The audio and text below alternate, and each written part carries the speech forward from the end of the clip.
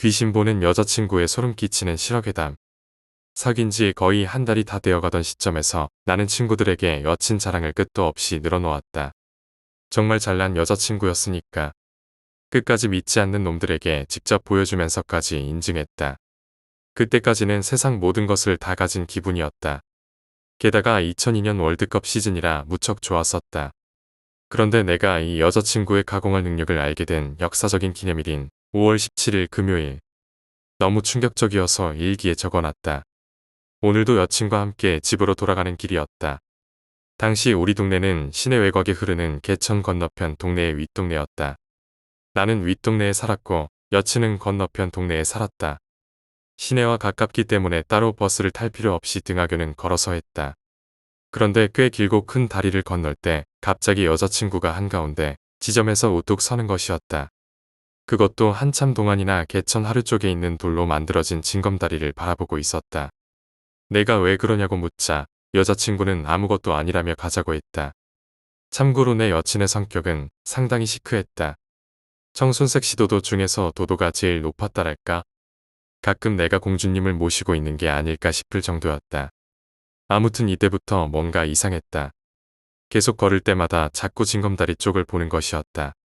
내가 신나게 떠드는 얘기는 귓등으로 듣고 사실 가끔 여자친구가 어딘가를 유심히 볼 때가 있는데 좀 예민한가 싶어 그러려니 했는데 이상하게 그날은 유독 길고 심했다. 지금 생각해보면 나는 그 심상치 않은 징조를 진작부터 알고 있었던 것 같다. 신경 쓰이는 게 있는데 저 징검다리로 가보지 않을래? 뜬금없이 왜? 거리가 조금 먼데 언제 거길 가자는 건지. 하지만 이때 나는 여친님에게 반항할 수 없었다. 지금도 못하지만 왜 그러냐며 저기에 뭐가 있냐고 물어도 여자친구는 뭔가 자꾸 신경 쓰인다면서 일단 따라오라고 했다. 내가 도대체 뭐가 신경 쓰이게 하냐고 물어도 괜찮을 거라는 말만 했다. 나는 벙찐 표정으로 여친 뒤를 졸래졸래 따라갔다. 그런데 지금 생각해도 이때 여자친구 뒤를 따라가지 말았어야 했다. 그날 일은 아직까지도 내게 트라우마가 됐다. 왜냐하면 그때 처음으로 사람 시체를 봤기 때문이다. 징검다리 돌 사이에 끼어있는 시체를 보고 진짜 난 비명을 질렀다. 글을 쓰면서도 오싹하다. 처음 볼 때는 이게 시체인지 몰랐다. 무슨 옷보따리나 쓰레기처럼 보였다.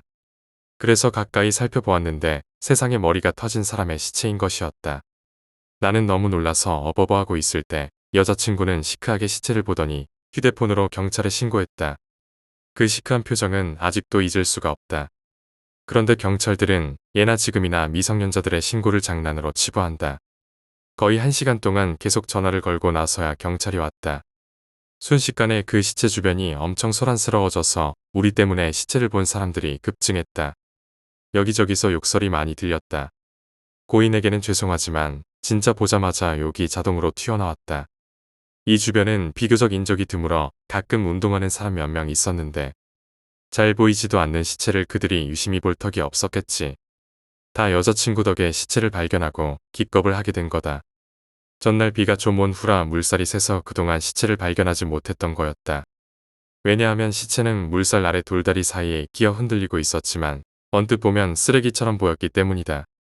그걸 자세히 보고 나서야 시체라는 걸 깨달았고 나는 비명을 지른 것이다. 아직도 기억이 생생하다. 경찰이 오고 여자친구가 최초 목격자인지라 당시 상황을 설명했다. 우연히 지나가다 발견한 거라고. 그런데 상대적으로 겁에 질려 있는 나와는 반대로 너무 침착한 여친을 경찰이 좀 이상하게 보았다. 사실 내 반응이 지극히 정상인 거지. 하여간 겁을 잔뜩 먹은 나는 여자친구와 같이 현장에서 멀리 벗어나 동네 앞 슈퍼 앞에 있는 의자에 앉았다. 그때까지 여친하고 한마디도 대화하지 않았다. 간식 몇 개 사놓고도 먹지 않았다. 여자친구가 괜찮냐고 내게 물었고 나는 조금 괜찮아졌다고 말했다. 사실 말은 그렇게 했지만 나는 오늘 저녁 다 먹은 것 같았다. 실제로 며칠 동안 제대로 먹지도 못했다. 너무 충격을 받아 한동안 악몽까지 꾸었다. 여자친구와 나 사이에 별다른 대화는 없었고 동네는 발견된 시체 때문에 난리가 났다. 소문은 순식간에 퍼졌다. 나는 여자친구에게 그 시체 우연히 발견한 거 아니지? 라고 물었다. 좀 진정되고 나서 그때서야 난 여친이 시체를 우연히 발견하지 않은 거라는 생각이 들었다. 여자친구는 한참 동안이나 생각하더니 쭉 얘기를 늘어놓았다. 너, 나 사랑하지? 그거야 당연히 사랑하지. 사실 난 시체를 본 게 아니야. 그럼 뭘 봤는데? 어떤 아줌마를 봤어. 그런데 그 아줌마가 계속 징검다리 위에 서서 춤을 추더라고. 처음엔 사람인 줄 알았는데 그건 사람이 아니라 귀신이었어. 아니, 뜬금없이 웬 귀신. 그 귀신이 그 시체의 주인이야. 나는 아무 말도 할 수 없었다. 정확한 대사는 아니지만 어쨌든 귀신이 춤을 추었고 그것이 아줌마 귀신이었고 그 시체 주인이 그 귀신이라고 했었다. 당시 나는 그저 멍할 수밖에 없었다. 멍하다 못해 쓰러지기 일보 직전이었다. 너무 놀라서 기력을 많이 소진한 것 같았다. 가까이 갈수록 그 아줌마는 나를 보기 시작했어. 그 모습이 또렷이 보일 정도로 다가갔을 때 재빠르게 물속으로 뛰어들었지. 그리고 그 시체를 발견하게 된 거야. 그걸 지금 나보고 믿으라고.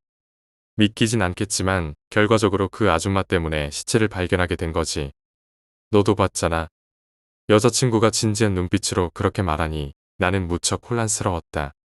대체 이 여자가 무슨 소리를 하는지 이해하지 못했지만 무언가를 본 건 사실인 것 같았다. 실제로 시체도 발견했으니 이걸 믿어야 하나 말아야 하나 갈등이 됐다. 나도 모르게 식은땀을 흘리고 있었는데 여친이 손수건으로 닦아주었다. 그리고 갑자기 고개를 푹 숙이더니 나에게 사과하는 것이었다. 게다가 눈물을 흘렸다. 난 이때 엄청 깜짝 놀랐다. 미안해. 내가 그냥 무시했으면 내가 그런 끔찍한 것을 보지 않았을 텐데. 춤추는 귀신은 매우 위험한 귀신이야. 막내 이모가 무당이어서 알게 된 거지만 춤추는 귀신이 보이면 무조건 퇴치하라고 했어. 다른 사람을 죽일 수 있을 정도로 원한에 찬 귀신이기 때문에 지나칠 수 없었어. 너 정말 귀신이 보여? 눈물까지 흘리는 여친의 말은 묘한 마력이 있어서 난 믿을 수밖에 없었다. 게다가 춤추는 귀신이 무섭다니. 이때 처음 알았다. 여자친구는 이제까지 보여주지 않던 작은 백가방을 공개해줬다. 그 안에는 별게 다 들어있었다. 웬 나뭇가지가 비단 같은 천에 감싸져 있는 게 보였다. 게다가 나뭇가지가 시커멓게 타서 난 이게 술인 줄 알았다. 여자친구 말로는 벽조목이라는 건데 그건 바로 벼락 맞은 대추나무라는 거였다. 이게 테마술에 있어서 굉장히 강력한 무기라고 설명해줬다. 이걸 들이대면 귀신은 힘을 못 쓰고 도망간다는 거였다. 그 귀신이 갑자기 물에 뛰어들어 사라진 것은 백가방 속에 있던 이 벽조목을 느끼고 시체 속으로 튄 거였다. 난 여자친구의 설명에 그저 멍하니 바라만 볼 수밖에 없었다. 그럼 그 귀신은 어떻게 되는 거냐고 내가 묻자 시체 속에 봉해 놓았으니 사자가 데리고 갈 거라고 대답했다. 도대체 언제 봉인했냐고 묻자 여자친구는 내가 비명 지르고 정신없을 때 했다고 했다. 난 여자친구가 어떻게 귀신을 봉인했는지 모르겠다. 듣기로는 주문을 외웠다고 하는데 그때 정신이 없어 여친이 뭘 하는지 신경 쓸 겨를이 없었다. 하여간 반신반의하다가 일단 믿는 것으로 결론 지었다. 결국 여자친구를 집 밥까지 바래다주고 나는 집으로 돌아왔다. 그때까지 여자친구는 내게 별 말하지 않았다. 다만 미안하다고만 했다. 생각할수록 소름이 끼쳐서 불안에 떨며 돌아왔다. 왜냐하면 우리 집은 무척 가난해서 남의 땅에 사는 무주택 가정이고 그 주변에는 공동묘지가 있었기 때문이다. 멋 모르는 어렸을 때 동생과 나는 여기 공동묘지에서 재밌게 놀았었다. 하지만 귀신 같은 걸 느끼거나 본 적도 없었다. 저녁 늦게까지 놀 정도였으니 나름 강심장이라고 자부했지만 시체 보고 난 이후로 난 급겁쟁이가 돼버렸다. 집안에서도 시체를 발견한 것 때문에 말들이 많았는데 일단 나는 입을 꼭 다물고 있었다. 설명하기도 힘들고 생각하기도 싫었다. 하지만 그 망할 충격 때문에 잠도 못 자고 계속 끙끙 앓았다. 그래도 버릇이 무섭다고 일기는 쓰긴 썼다. 다음 날 학교도 못 가고 집에서 쉬게 됐다. 그런데 쉬고 있을 때 여자친구가 찾아왔다.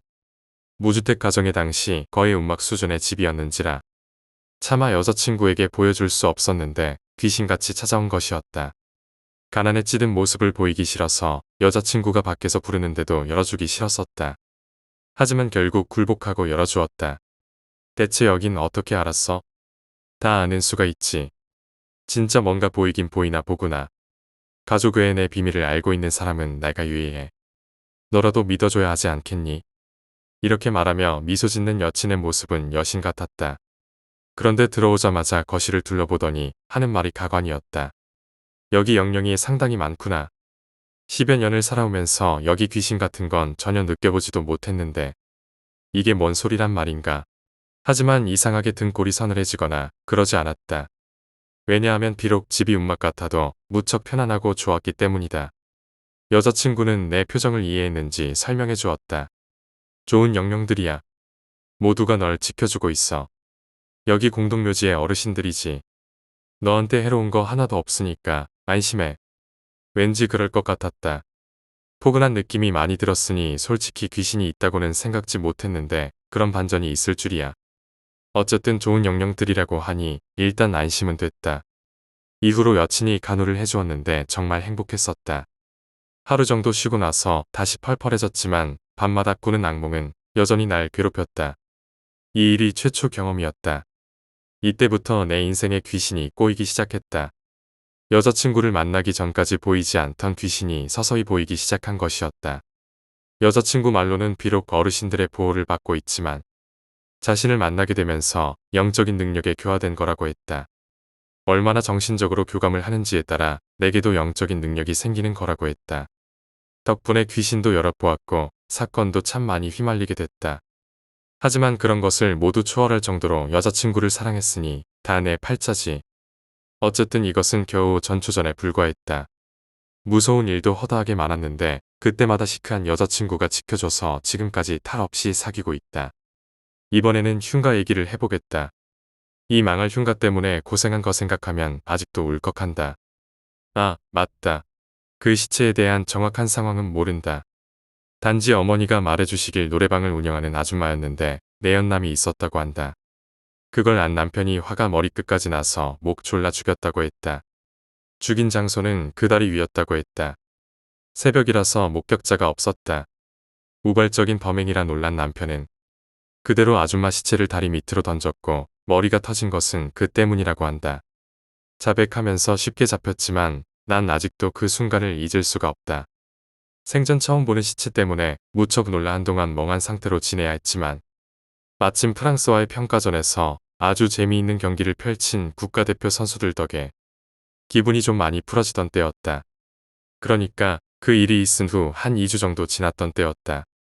여전히 여자친구와 등하교를 하고 방과 후 소소한 짧은 데이트를 즐겼는데 여자친구는 나를 배려해서 그 일에 대해 한마디도 하지 않았다.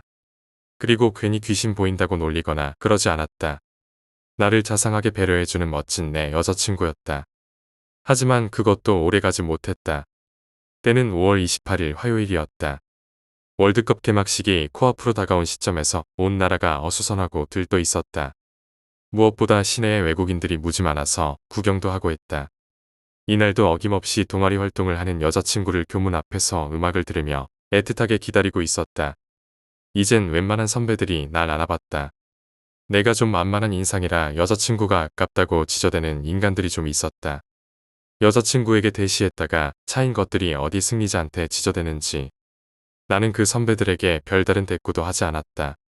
그래서 그런지 알게 모르게 욕 좀 먹었던 것 같다. 어쨌든 1시간 정도 기다렸을 때 상기된 표정의 여자친구가 나왔다. 상의는 교복 대신 하얀 체육복 차림이었다. 우리 학교 체육복 특징이 여학생들의 상체 몸매를 좀 돋보이게 해주는 거였다. 그걸 보고 나도 모르게 대놓고 흉하게 웃었다. 오래 기다렸던지라 배가 고파서 우리는 단골 분식집에 가기로 했다. 가볍게 배를 채우고 우리는 다리를 건넜다.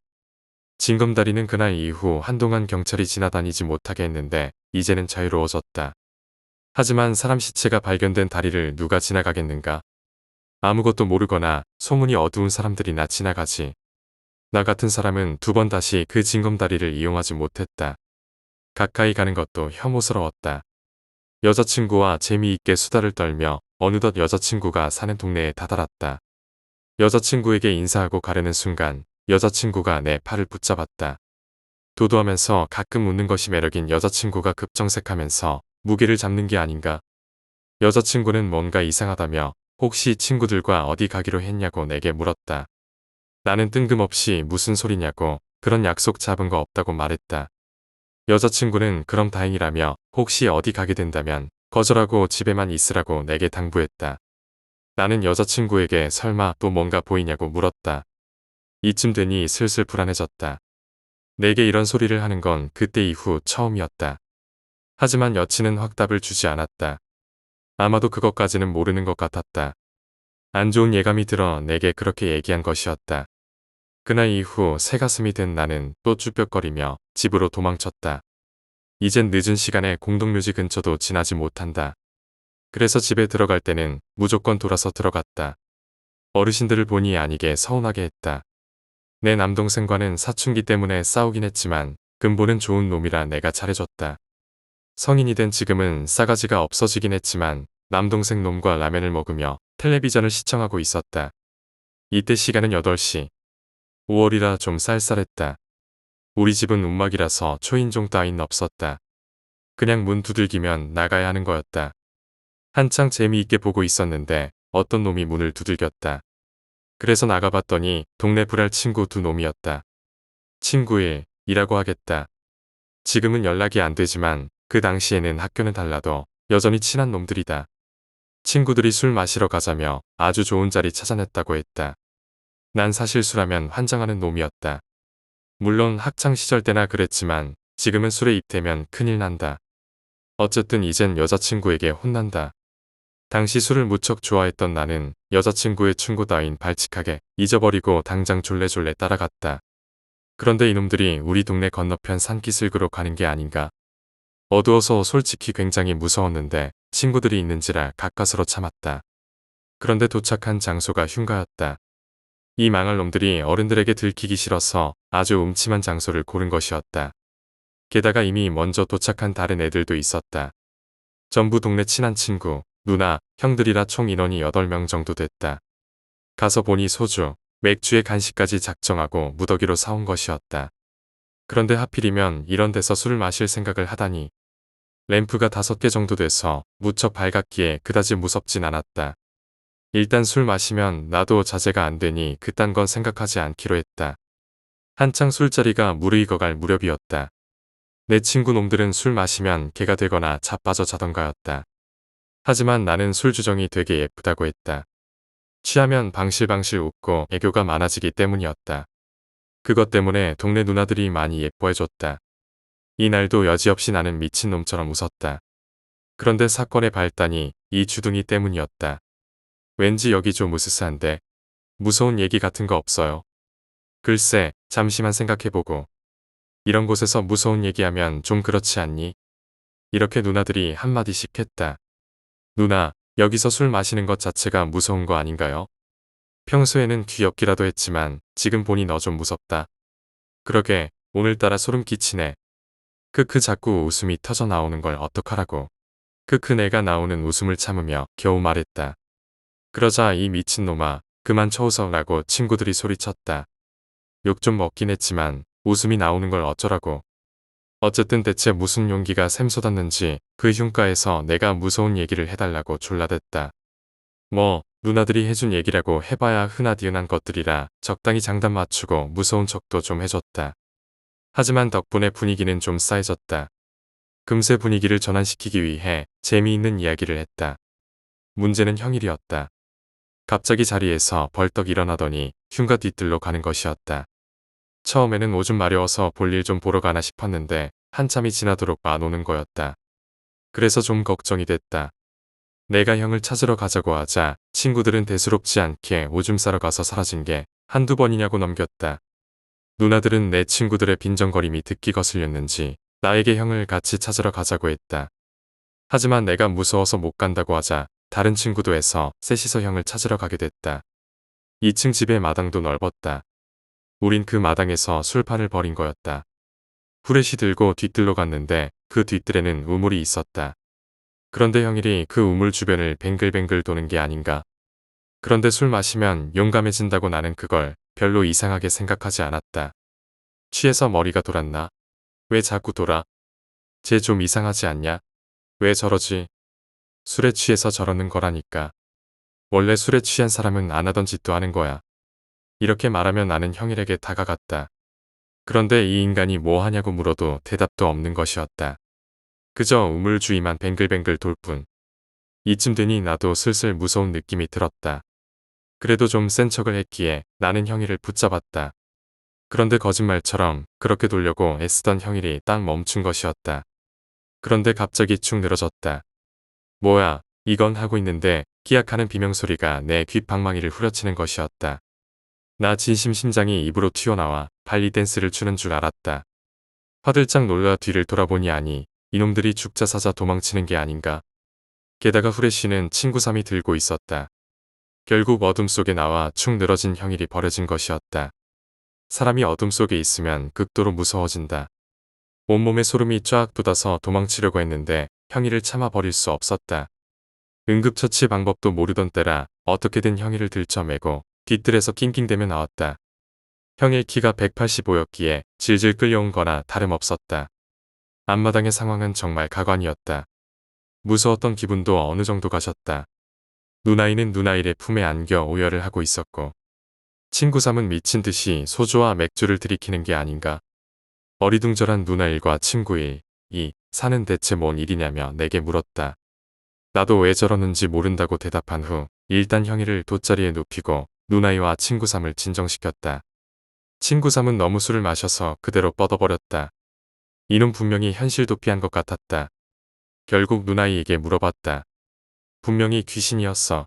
새하얀 옷을 입은 귀신이 우물 위에서 날 보고 있었다고.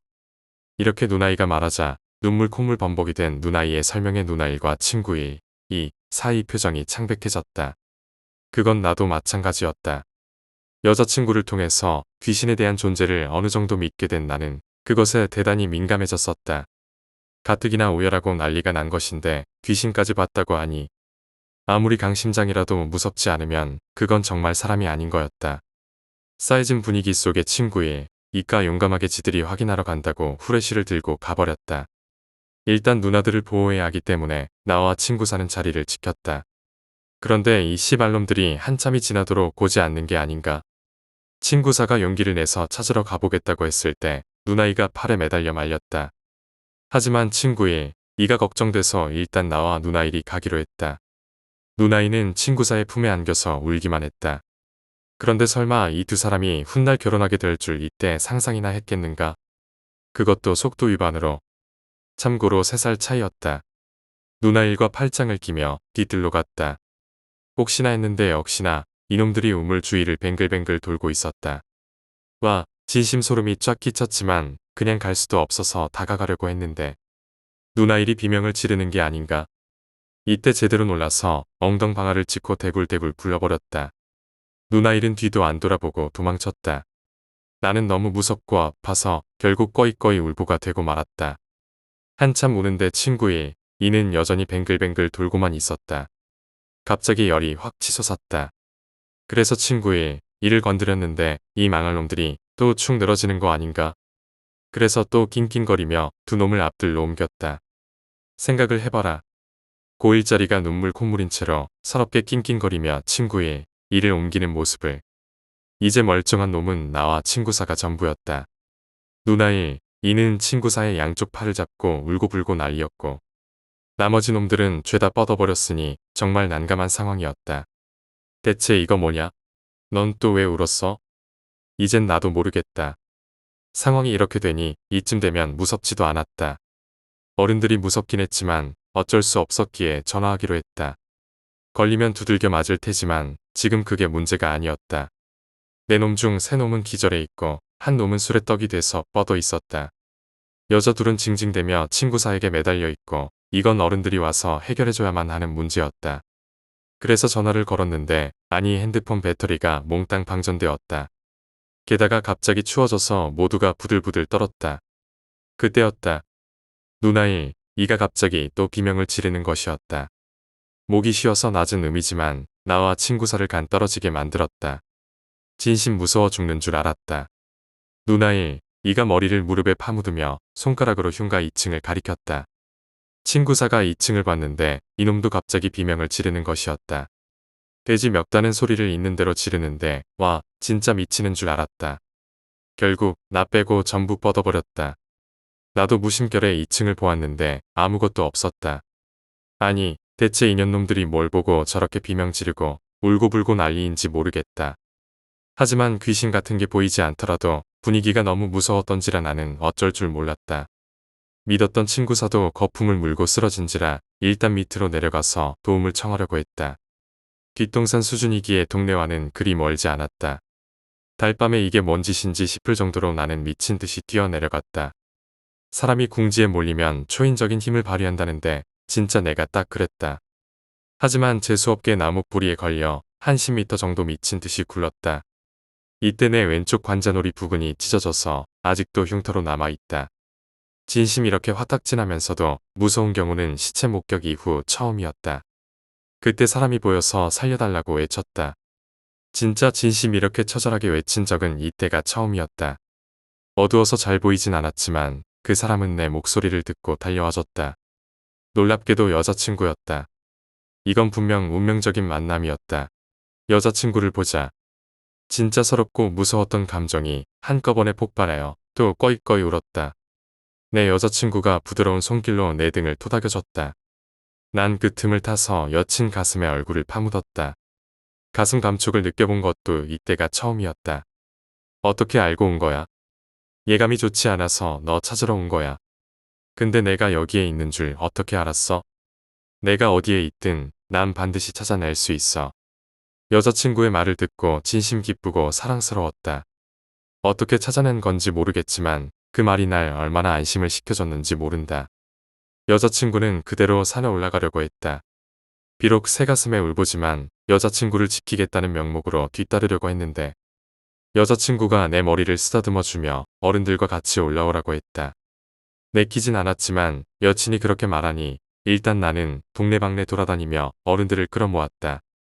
물론 미친놈들이라고 욕을 잔뜩 먹었다. 마을 어른들과 함께 흉가에 도착했는데 여친이 홀로 서서 흉가 쪽을 바라보고는 뭐라고 소리치고 있었다. 어른들은 돗자리 위에 사이좋게 일렬로 주르륵 눕혀있는 애들에게 신경 쓰느라 여자친구의 행동에 신경 쓰지 않았다. 아무래도 일렬로 눕히고 두 손을 가슴에 포갠 게 여친이 한 짓 같았다. 나는 여친에게 다가가 물었다. 뭐 한 거야? 겨우 봉인해놨어. 봉인했다고? 정말 귀신이 있긴 한 거야? 있어. 아주 강력한 악귀야. 내 예감이 좀 더 정확했다면 이렇게 크게 일이 터지진 않았을 텐데. 그걸 알면 넌 아주 퇴마사로 나가야지. 그런 시덥지 않은 농담은 그만두고 이리 와봐. 이렇게 많이 다치면 어쩌자고. 너 때문에 내가 얼마나 걱정했는 줄 알아? 내 몰골은 진짜 가관이었다. 온몸이 까지다시피 했고 관자놀이 부분이 찢어져 있었다. 피까지 철철 흘렸지만 다행히 급소는 다치지 않았다. 여자친구의 활약으로 귀신이 봉인되어서 이제 흉가의 음침함이 많이 사라진 것 같았다. 그런데 대체 어떻게 봉인했는지 모를 일이다. 아직도 가르쳐주지 않는다. 그저 주문 외우는 거라고 그랬는데 목격한 적이 없어서 뭐라 설명하기도 힘들다. 흉가에서 술판을 벌였던 우리들의 처절한 말로는 이러했다. 그날 친구들과 누나 형은 마을 회관에 옮겨져 구급차를 부르고 부모님을 부르는 등 동네 전체가 발칵 뒤집혔다. 다행히 귀신에게 해를 입은 얘들에게 여자친구가 미리 조치를 취해 악귀에게 다시 씌우는 일은 없었다. 귀신에 대한 기억이 말끔히 사라진 것이다. 참 신기했다.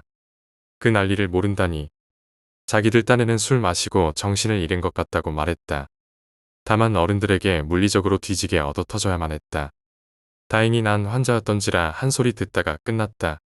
부모님 잔소리는 귀에 익어 괜찮았지만 뒤이어 감정이 폭발한 여자친구의 잔소리는 진짜 무서웠다. 왜 말 안 듣고 가서 사고 치냐고. 그 뒤로 흉가는 동네 사람들의 미칠 듯한 요청으로 소유주가 끝내 밀어버리고 말았다. 사건 발생 일주일 만의 일이다. 추진력 한번 대단하다.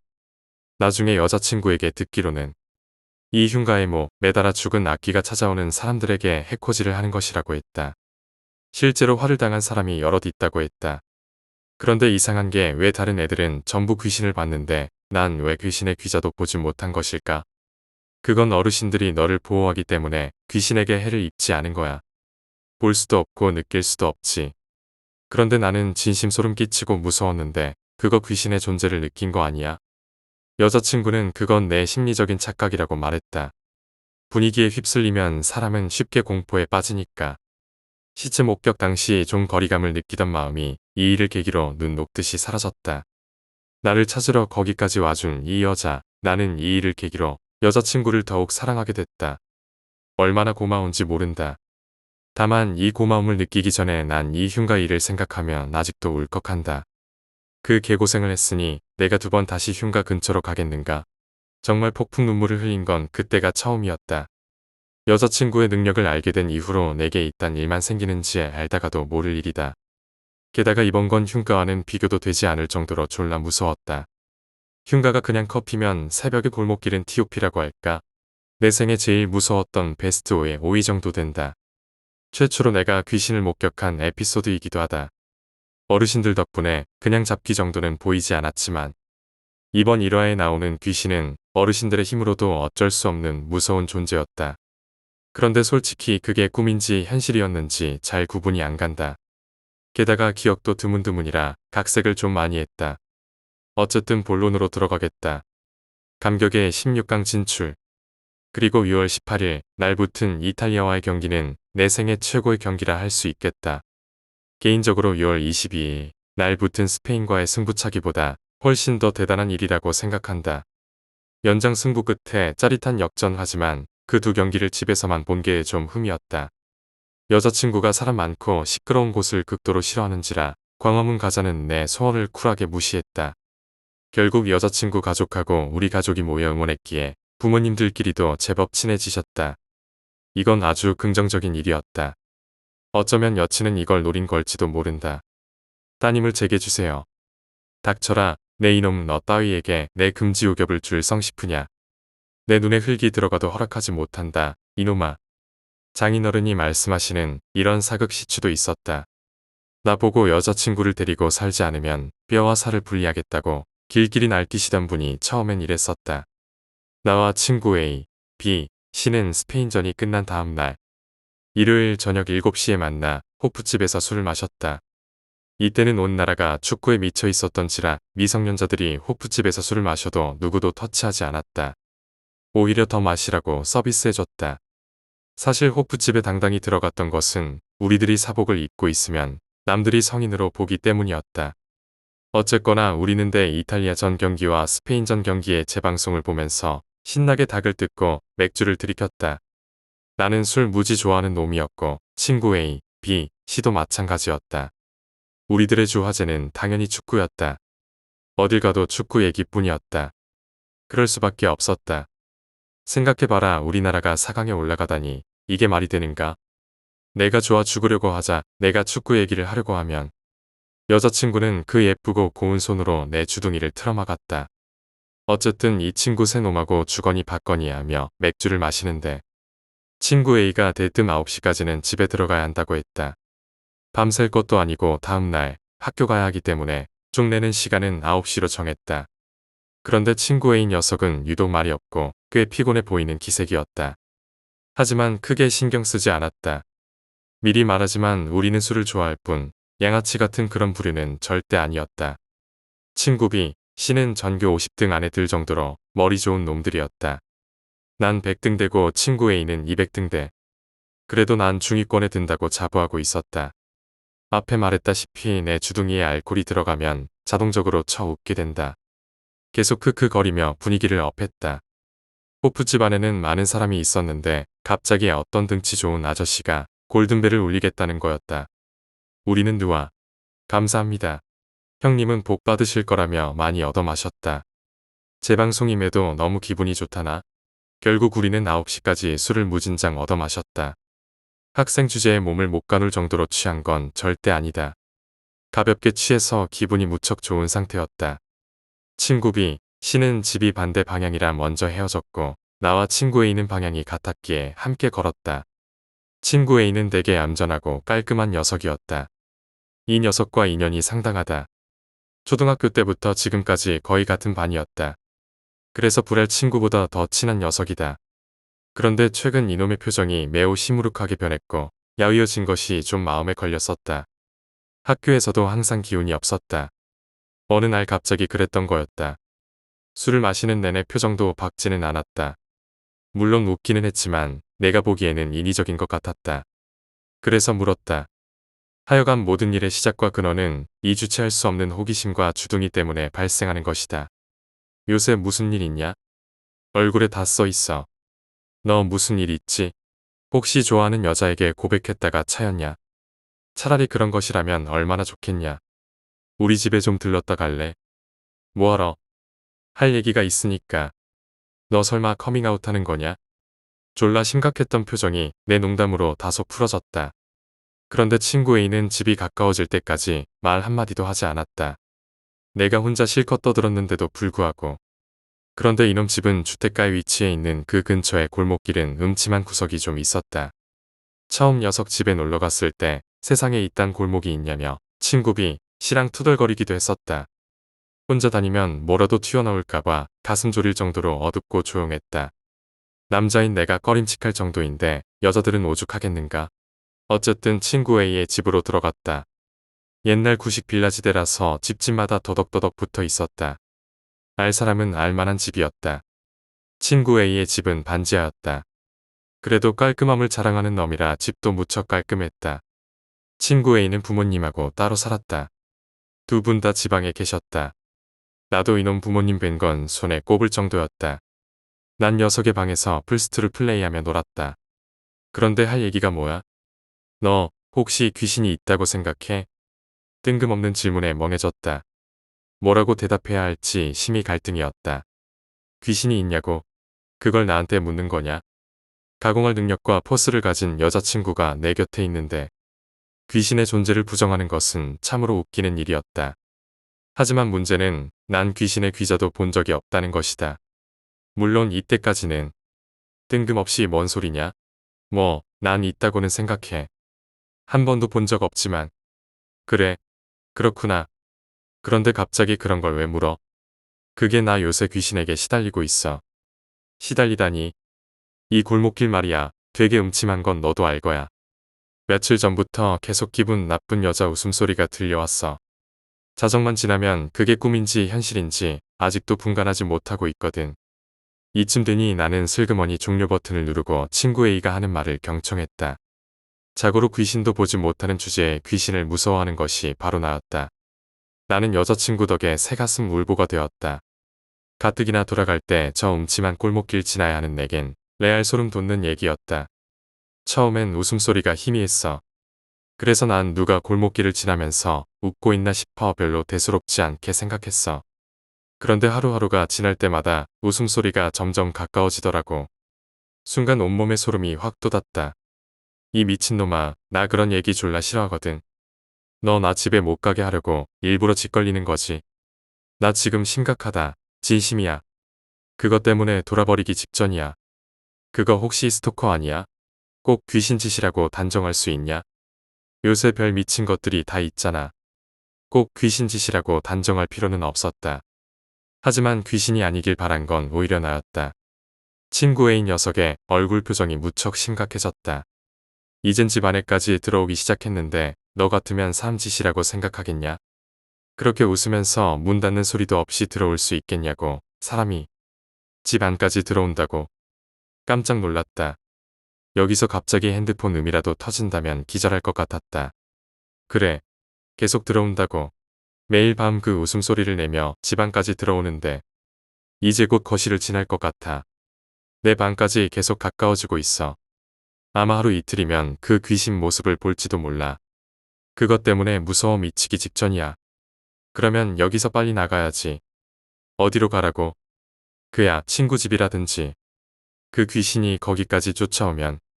이놈은 착하고 순박한 놈이라 남에게 피해주는 짓을 못했다. 집값 피해를 입으면 입었지 전형적인 손해보는 타입이었다. 여자친구가 생각나긴 했지만 지금 시간이 벌써 11시였다. 일찍 자는 편이기에 아마 지금쯤 자고 있을 때였다. 그러면 어떡해? 너 그 귀신이 방까지 들어오면 어쩔 거야? 그래서 말인데 너 오늘 자고 가지 않을래? 나는 내일 학교 가야 하는데 교복 때문에 안 될 것 같다고 했다. 사실 교복은 핑계였다. 아무리 내가 어르신들에게 보호를 받고 있다고는 하지만 귀신 나오는 집에서 잘 수는 없었다. 하지만 친구 A는 불쌍하고 애처로운 표정을 지으며 계속 제발 자고 가라고 내 다리까지 붙잡았다. 결국 난 이놈을 뿌리칠 수 없었다. 왜냐하면 나도 만만치 않게 착한 놈이었기 때문이었다.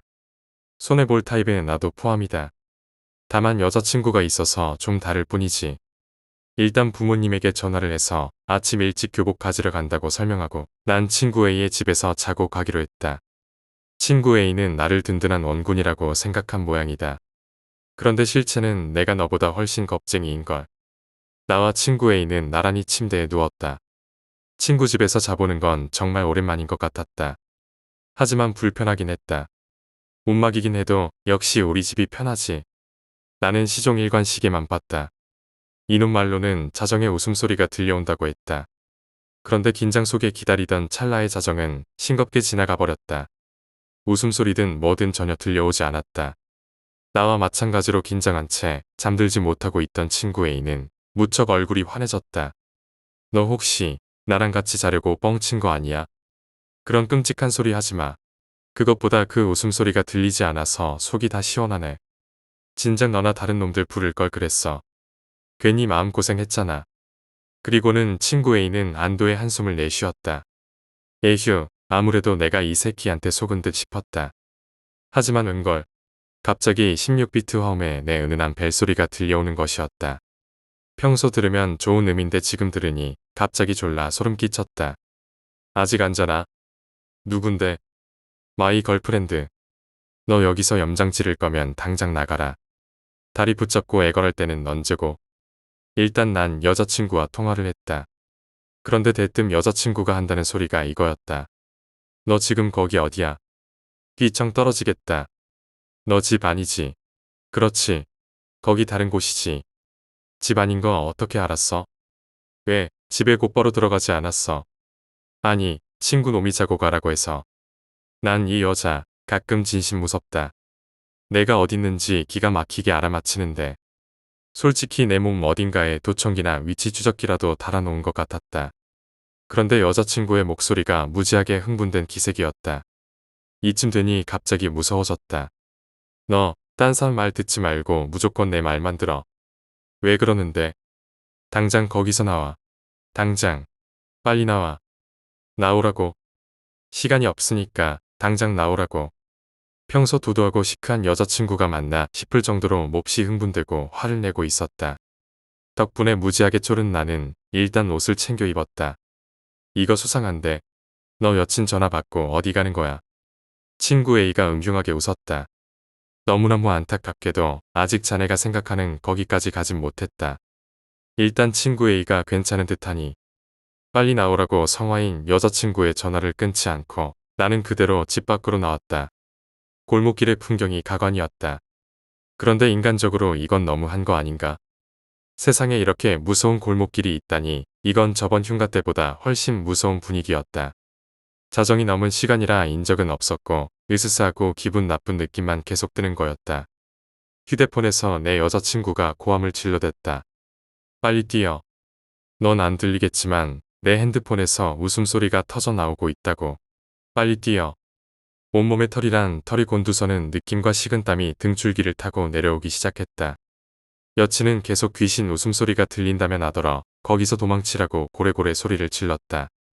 정말 미친 듯이 뛰었다. 핸드폰을 귀에 붙이고 난 여친 목소리를 들으며 진짜 미친 듯이 전력 질주를 했다. 한참을 달려도 여친은 계속 뛰라고만 했다. 진짜 똥줄이 제대로 탔다. 아직도 웃음소리가 들려. 아직도 들려. 절대 뒤를 돌아보지 마. 아무리 어르신들이 보호하는 너라고 해도 웃는 귀신은 진짜 위험한 귀신이란 말이야. 잘못하면 해코지를 당할 수 있으니까 계속 뛰어야 돼. 숨 넘어가기 직전인데. 조금만 참아 어서 뛰어. 앞만 보고 달려. 자정이 넘은 새벽에 이렇게 숨이 턱 막힐 정도로 뛰어보긴 처음이었다. 여자친구의 말대로 난 무조건 앞만 보고 달렸다. 혹시라도 시선을 돌리면 그 귀신과 마주칠까봐 졸라 무서웠다. 게다가 골목길은 어둠침침하고 당장 무엇이라도 튀어나올 것 같았다. 골목 중간중간 무언가 부딪히는 퍽퍽거리는 소리 때문에 내 심장이 입 밖으로 튀어나올 것 같았다. 난 아직도 이게 무슨 소리였는지 모르겠다. 여자친구는 계속 전화로 뛰라고만 하지. 귀신 웃음소리는 계속 들린다고 하지. 숨은 점점 차오르지. 나는 환장하겠지. 그렇게 한참을 달리고 달렸다. 그런데 정말 이상한 게 원래 이 골목길은 이렇게까지 길지 않았다. 마침 웨비우스의 띠처럼 나는 그 주변을 돌고 도는 것 같았다. 실제로 그랬던 것 같다. 이때부터 내 기억이 애매해지기 시작한 것 같다. 워낙 몽환적이고 정신없던 시간이었기 때문에 아직도 현실인지 꿈인지 분간이 되지 않는다. 아마 이쯤이 현실과 꿈의 경계라고 지금에서야 어렴풋이 생각했다. 어쨌든 무서웠던 건 똑같았다. 너무 지치고 힘들어 순간 핸드폰을 떨어뜨렸다.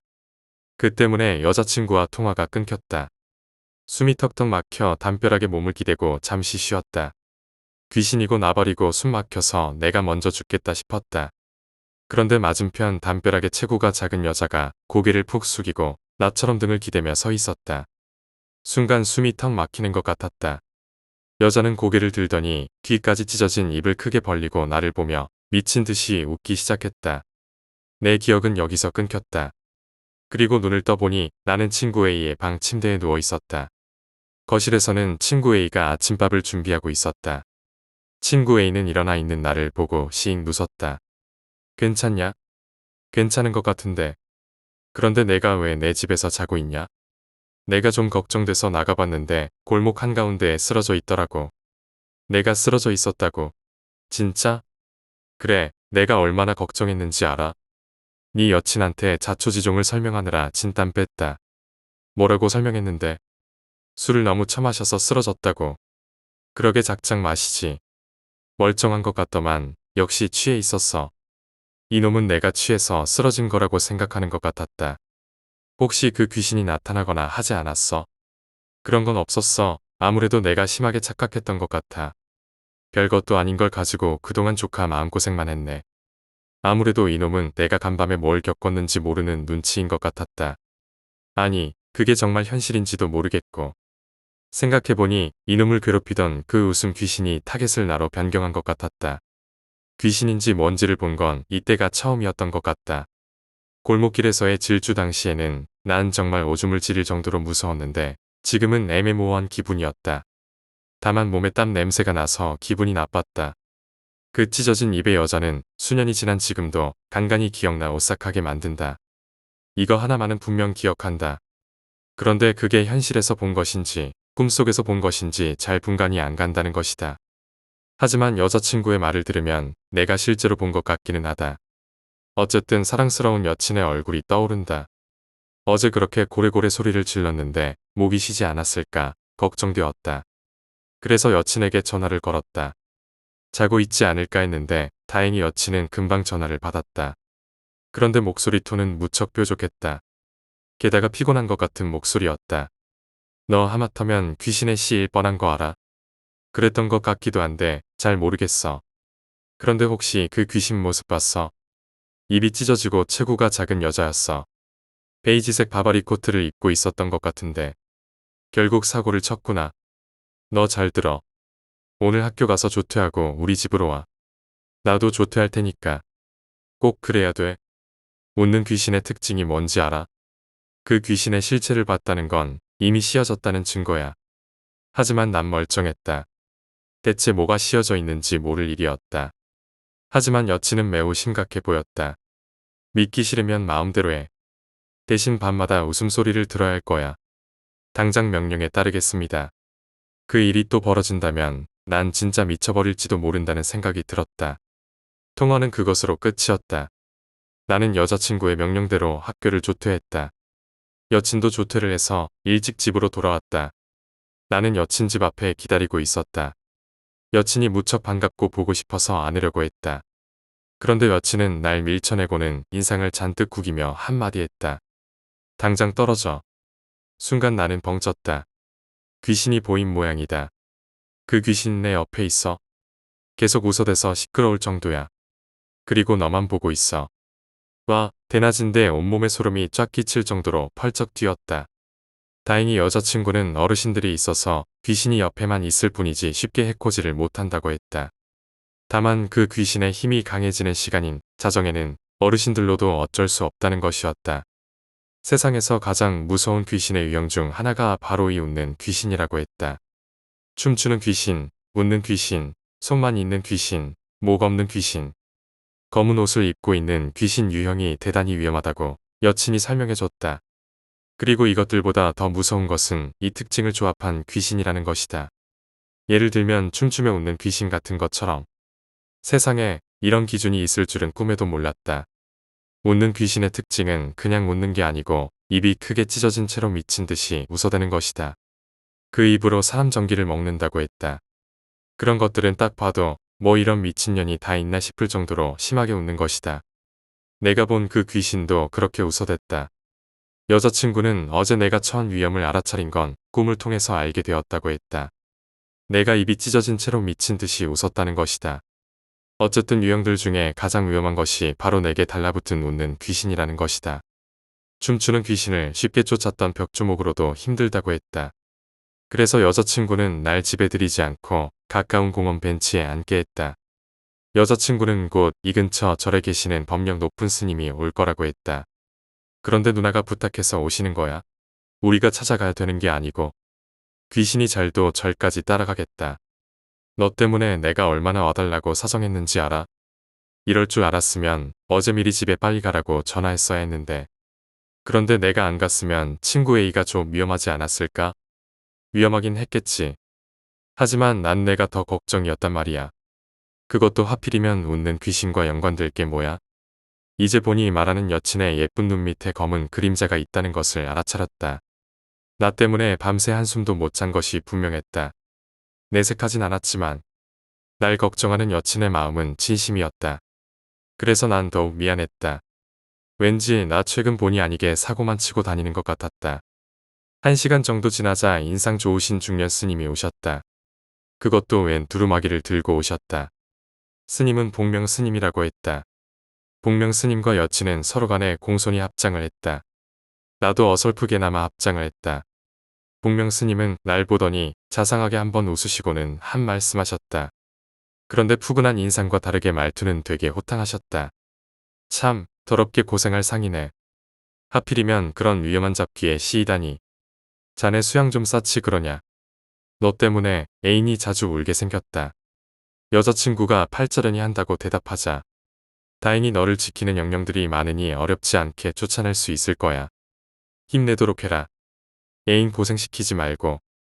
여친은 두루마기를 들고 날 집 안으로 들였다. 그리고는 나를 자기 방 침대에 눕게 했다. 처음 들어오는 여자 방도 아닌데 들어올 때마다 설레는 건 어쩔 수 없었다. 여자친구는 내게 그냥 푹 자고 있으라고 했다. 나는 피곤하기도 해서 쉽게 잠들었다. 그런데 꿈에서 나 뭔가를 본 것 같았다. 그리고 그것들이 서로 치고받고 싸운 것 같았다. 나중에 여친에게 물어보니 그건 바로 호랑이였다고 했다. 게다가 내가 호랑이띠라서 더욱 효과가 좋았다고 했다. 여친이 내 머리맡 뒤에 먹으로 그려진 호랑이 그림을 올려놓은 것이었다. 이로부터 호랑이는 신성한 영물로 귀신을 잡아간다는 전설이 있다고 한다. 특히 법력이 높으신 스님들이 그려준 호랑이 그림은 탁월한 효력을 발휘한다고 했다. 그래서 내게 달라붙은 웃음 귀신이 이 호랑이님에게 잡혀간 것이었다.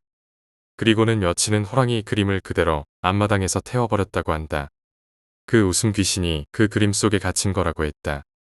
태워 없앴으니 영적인 실체를 잃은 그 웃음 귀신이 하늘로 올라갈 수 있게 되었다고 설명해줬다. 난 딱히 한 것도 없었다. 그저 낮잠만 잤을 뿐. 또 한 가지 듣기로는 신성한 호랑이 그림을 북쪽으로 향하게 걸어놓는다면 우한 같은 일이 줄어든다고 한다.